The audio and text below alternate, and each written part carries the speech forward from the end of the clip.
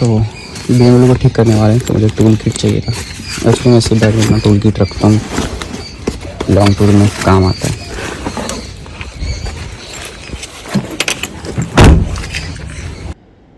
तो ये पूरा जल गया था, तो इस वायर को मैंने चेंज करा है और इसका भी वायर थोड़ा अटैच करना पड़ा मेरे को यहाँ से।